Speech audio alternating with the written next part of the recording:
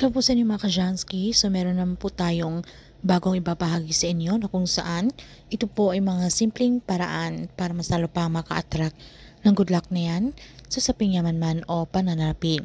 So bago pong lahat ay nais ko lang pong i-promote sa inyo mga Kajansky para po sa mga gusto ng mga pampaswerte, sa inyo mga negosyo, sa inyo matrapaho, sa inyo mga career, o kung kayo po ay mahilig maglaro ng anumang uri ng sugal, meron po tayong pampaswerte dyan. Para po sa mga interesado ay mag-PM lamang po kayo sa akin. So anyway, meron po tayong na pampaswerte. Gamit lamang po itong ating dahon ng laurel. So kung malakas po ang inyong paniniwala kayo po ay positibo, so gawin nyo na po ito agad or subukan nyo po ito.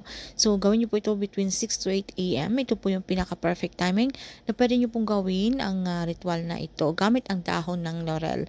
Alam naman po natin mga Kajansky na ang dahon ng laurel ay marami na po talaga itong gamit. Okay? Hindi lamang sa sangkap sa pagluluto, ito rin po ay ginagamit sa bilang pampaswerte. Ito po ay subok na po ng iilan at marami na pong sinwerte dito. So dito po sa ating dahon ng laurel mga Kajansky, meron lamang po tayong ilang code na pwede po nating isulat para mas lalo pang maging bibisa itong ating dahon ng laurel. So, research lang po dito sa dahon ng laurel. So, kahit ano pong kulay ng ballpen ang inyong gagamitin, blue, red, black, so wala pong problema.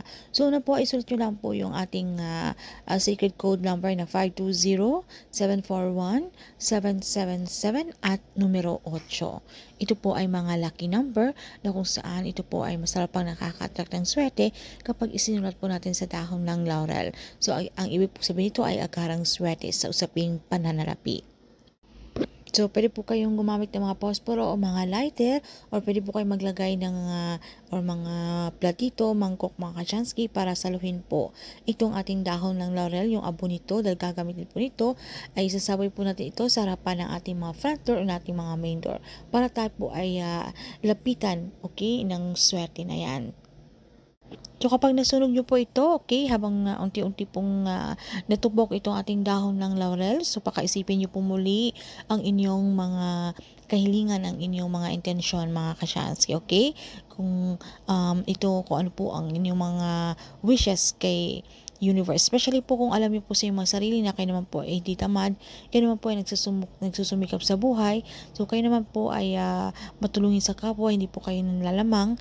So kung tila kailap naman po ng swerte, so pwede niyo pong gawin ito. Especially po kung meron po kayong mga inaantay na pera na lagi pong nadidelay, lagi pong nahahang, hindi po nangyari-yari, okay, subukan niyo po ito. Dahil ako po ay sinubukan ko po ito dahil meron po akong inaantay na hindi po nangyari-yari mga Kajansky, lagi pong may hadlang. So, basta't malakas lamang po ang inyong paniniwala, why not po? At ito po ay mangyayari kung ito po talaga ipagkakaloob sa inyo ni universe at kung deserve nyo po ito talaga. So, yun naman po ang simpleng paraan mga Kajansky. So, subukan nyo po ito agad.